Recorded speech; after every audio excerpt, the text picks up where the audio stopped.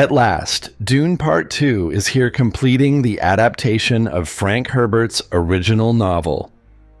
With its huge success at the box office, the director Denis Villeneuve has already begun working on a script for Part 3. Likely, the storyline from the second book, Dune Messiah, will also be brought to the screen. However, considering how the second part ended, it seems that the third film might change things more compared to the earlier movies. So with this in mind, what should we expect in Dune Part 3? Stay tuned as we spill the tea in Frank Herbert's second Dune novel, including spoilers of what might come next in Part 3. If you are not ready for a surprise, now's your chance to go away.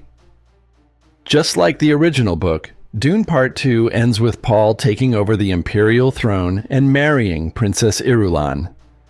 While not all the powerful houses agree with Paul's claim, he relies on his large army of devoted Fremen fighters to support him.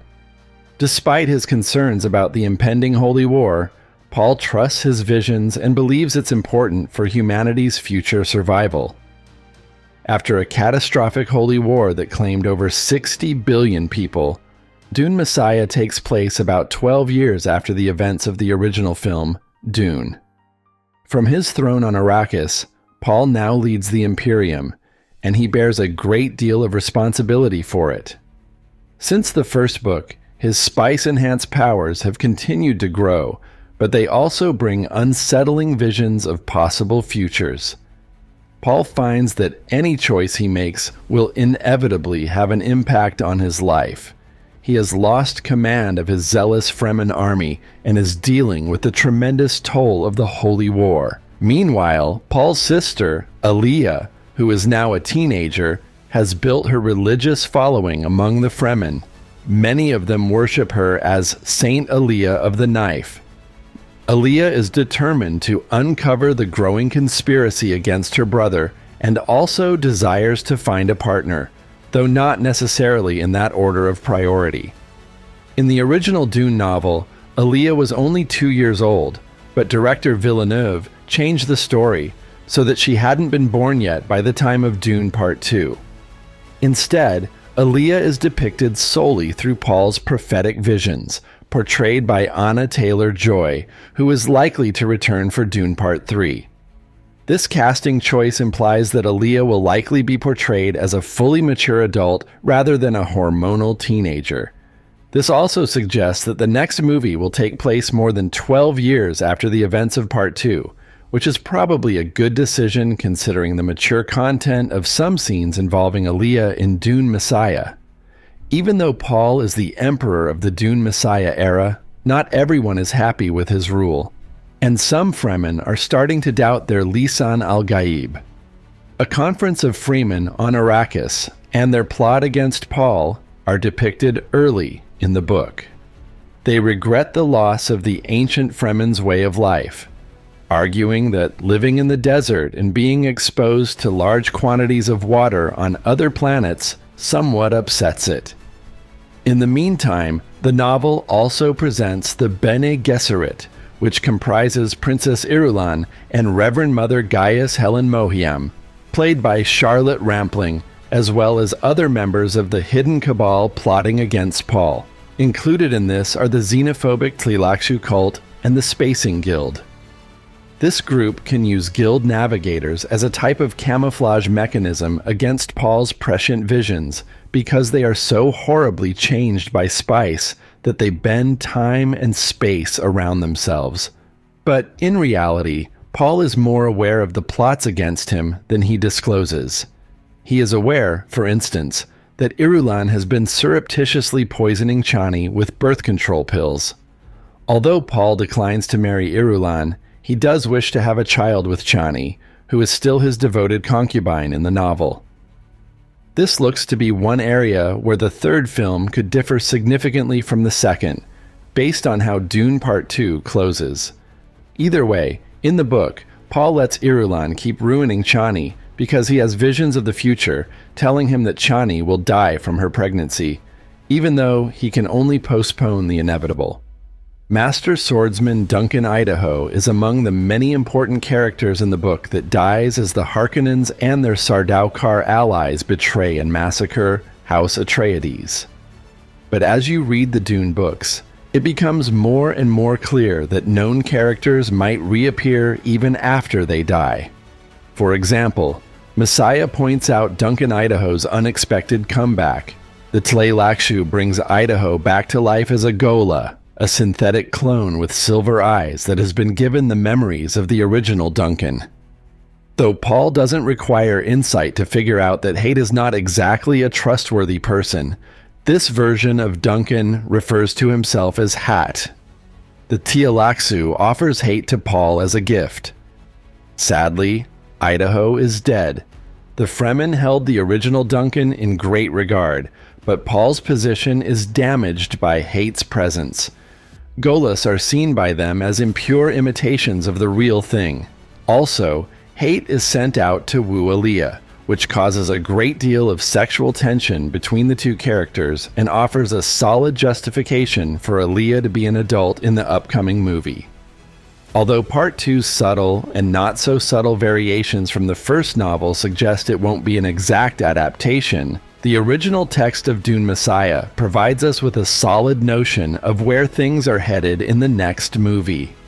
As Paul's concubine in Messiah, Chani appears as being utterly devoted to Lisan al-Gaib and in a frantic attempt to conceive a child that will solidify House Atreides' claim to the imperial throne.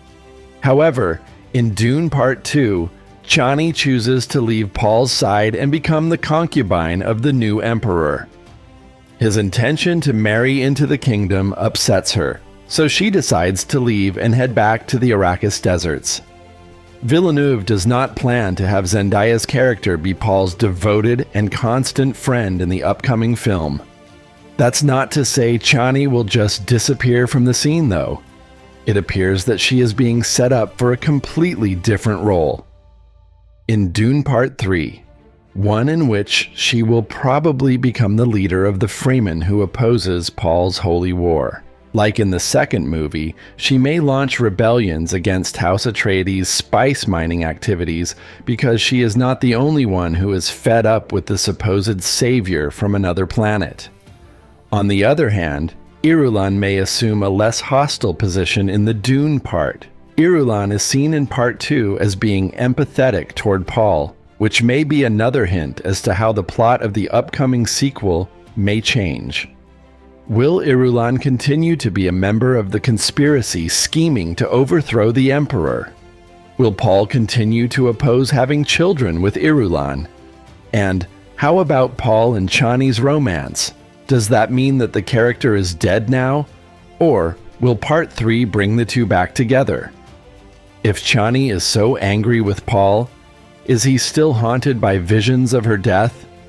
If the plot of Dune Messiah is any indication, Chani will eventually become pregnant.